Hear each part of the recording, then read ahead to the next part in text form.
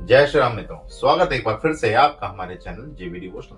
पिछले एपिसोड में हमने देखा किस प्रकार से बजरंगबली को अपनी शक्तियां याद आ गई। सारी शक्तियां याद तो आई लेकिन दिखाई नहीं गई, क्योंकि वो शक्तियां उनके पास पहले से ही थी।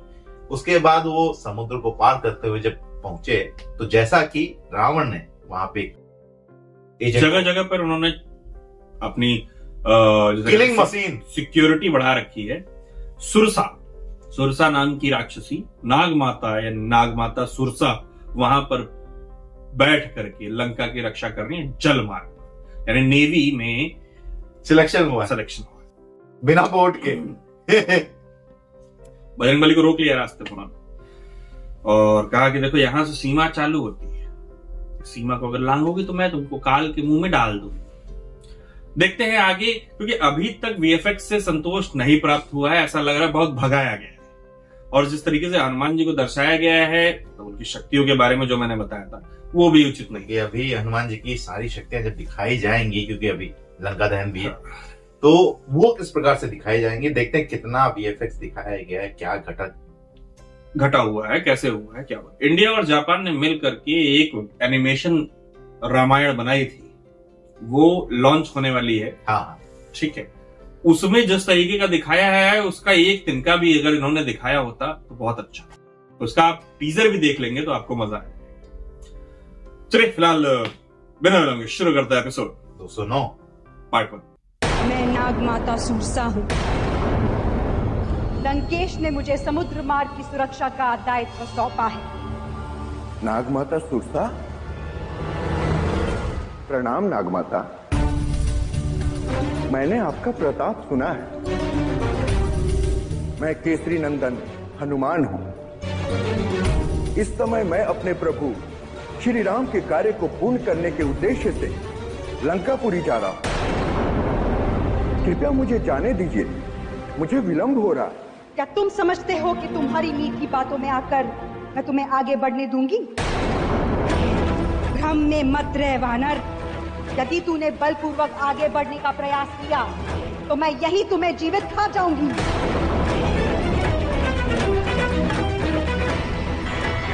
माता सुरसा, मुझे अपने प्रभु श्री राम के कार्य को पूर्ण करने के लिए लंकापुरी तो जाना ही पड़ेगा।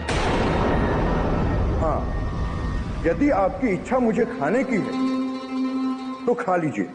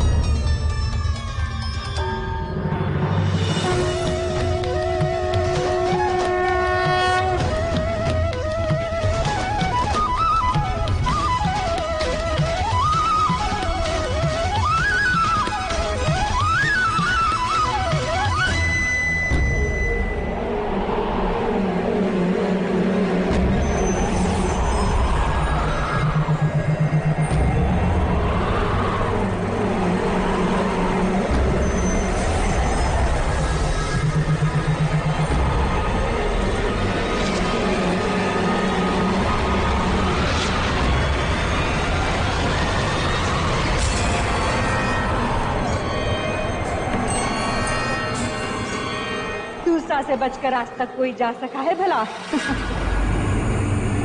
जो भी लंका की ओर जाने का प्रयास करेगा, सुरसा उसे इसी तरह खा जाएगी। जय लंकेश! जय लंकेश!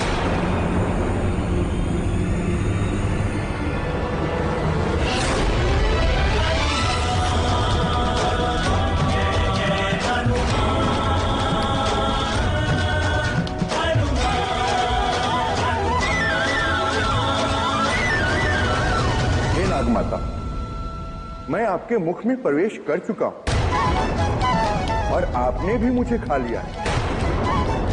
आपका बहुत बहुत आभार।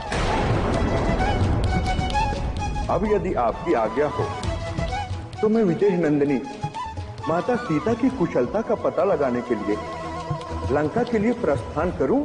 नहीं, ये नहीं हो सकता। मैं तुम्हें जीवित नहीं छोड़ूंगी। मेरे पास इनके साथ खेलने का समय नहीं, मुझे इन्हें अपने मार्ग से हटाना ही होगा। जय श्री राम। जस जस सुर सा बदन बढ़ावा, तासुदून कपि रूप देखावा।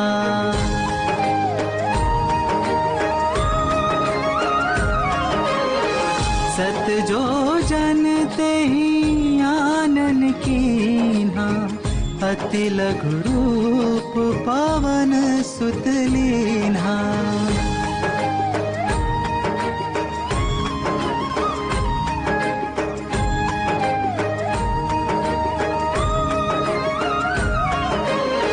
आपका मूल स्थान असुरलोक नहीं अपितु नागलोक है। मैं आपको आपके मूल स्थान ही पहुंचा देता हूं।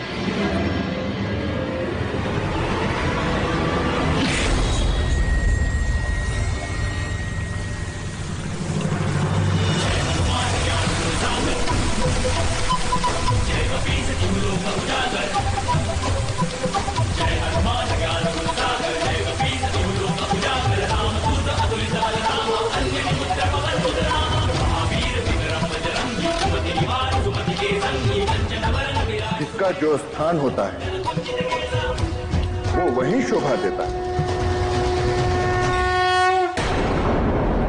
माता, मुझे बहुत भय लग रहा है। न जाने आज क्या होगा जब वो लोग भोजन को देखेंगे। सुलोचना, तुम चिंता मत करो, सब ठीक होगा। मुझे विश्वास है आज का भोजन सबको अच्छा लगेगा।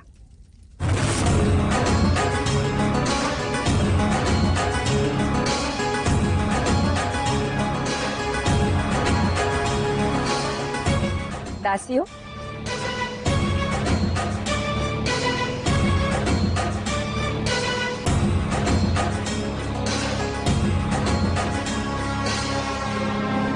जिस भोजन की सुगंध इतनी अच्छी है वो भोजन कितना उत्तम होगा।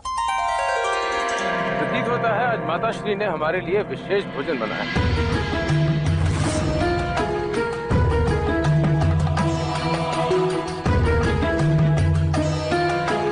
माता, 5 वर्षों के पश्चात मैं इनके मुख पर इतनी प्रसन्नता देख रही हूँ। अति उत्तम।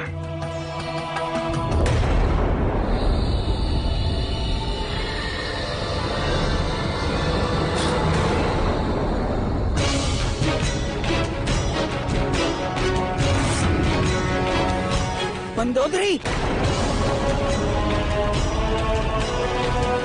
ये कैसा भोजन बनाया है तुमने?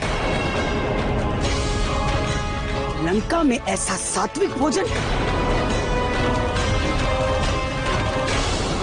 हमारी परंपरा के विरुद्ध है ये। सात्विक भोजन से आपको समस्या क्यों हो रही है माता? जो भोजन मन को शांति और आनंद प्रदान करे उसी को तो उत्तम भोजन कहा जाता है। जिस भोजन की सुगंध मात्र से सभी लोग प्रसन्न हो गए, वो भोजन करने योग्य क्यों नहीं है माता? मंदोदरी,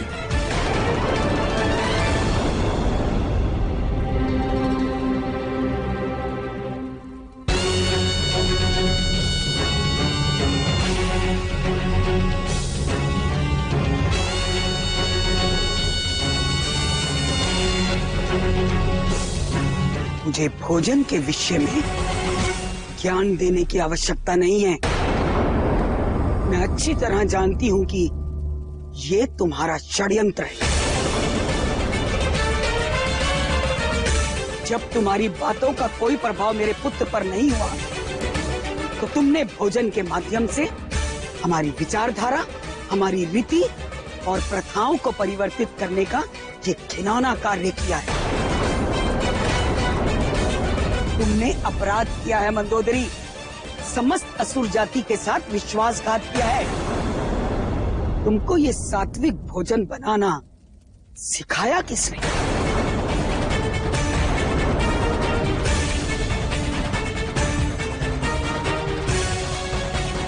माता, ये तो निश्चित है, ये भोजन बनाना मैंने आपसे तो नहीं सीखा है। मुझे ये लगता भी नहीं कि आप ये जानना चाहती है कि मैंने किससे सीख के ये भोजन बनाया है। मंदोदरी!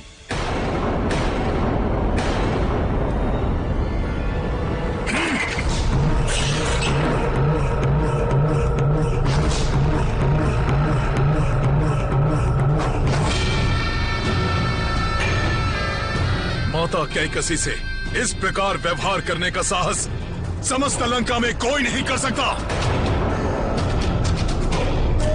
उनके प्रश्नों का सीधा उत्तर बताओ। कौन है जिसने तुम्हें पथभ्रष्ट किया है? कौन है जिसके कहने से तुमने ऐसा भोजन बनाया है? लंकेश,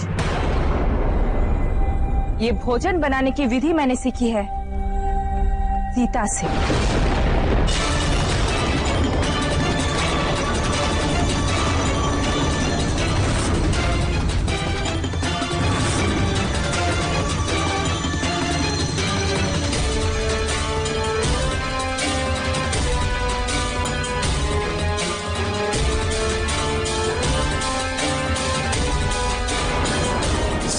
सीता, सीता!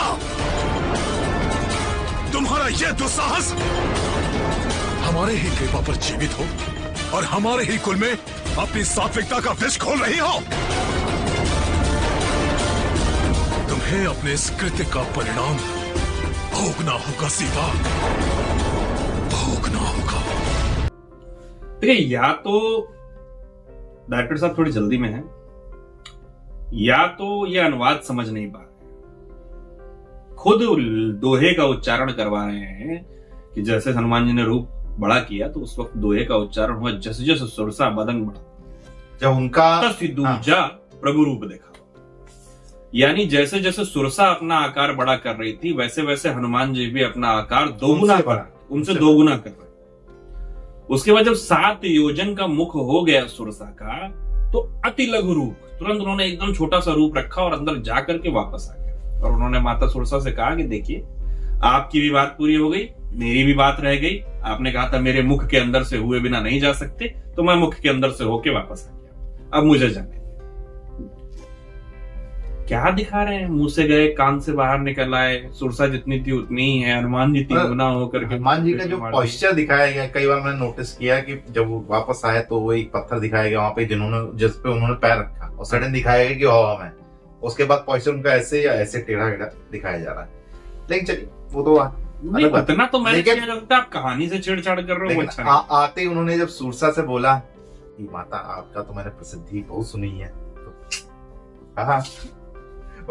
जगला नहीं वही हाल था। लेकिन वो अच्छा लगा यार, जो उन्होंने गदा उनके सर पे मारा ना, ठीक है मैं आपको वहीं पहुंचा देता। जहां से आप आए हो ना, मुझे तो लगा ऐसे मारेंगे। नाग मारता है ना, नाग लोग पहुंचा। ठीक है चलो, लेकिन कहानी से छेड़छाड़ नहीं करनी, कोई बात नहीं। देखा हम लोगों ने किस तरीके से सात्विक भोजन, अच्छा तो लगा, सुगंध में बड़ा अच्छा लग रहा था, सबको अच्छा लग रहा था, लेकिन माता समझ में आ गया, अरे ये तो माता को ये समझ आ गया अच्छा खाना खिला के फैन बना लेगी। मैंने जो खाना बनाना सिखाया ये एकदम उनके विपरीत जा रही है। मुर्गा नहीं है, बकरा नहीं है आज खाने में, क्या बात है, मेरा नाम छीन रही है। तो जिस प्रकार से दिखाया कि हाँ पसंद तो सबको आया भोजन, लेकिन माता माता है भाई, वो पकड़ लिया। सात्विक भोजन, मेरे घर में राक्षस कुल में जन्म लेकर के हम लोग तामसिक भोजन करेंगे, इस कुल के अधीन नहीं होगा वो भोजन करना। तामसिक यानी राक्षसी भोजन जिसमें तमस जागृत, सात्विक यानी साधु वाला भोजन जिससे साधत्व जागृत हो, और राजसी यानी आप सब लोग जानते हैं कि जिसमें थोड़ा सा तेल मसाला रहता है लेकिन मांस का भक्षण नहीं किया जा सकता। फिलहाल देखना है कि आगे का हनुमान जी का सफर कैसा दिखाया जाता है। देखते हैं कहानी क्या है, क्या वीएफएक्स है। फिलहाल इस एपिसोड को मित्रों करते हैं समाप्त, शीघ्र ही मिलेंगे नए, तब तक के लिए राधे राधे।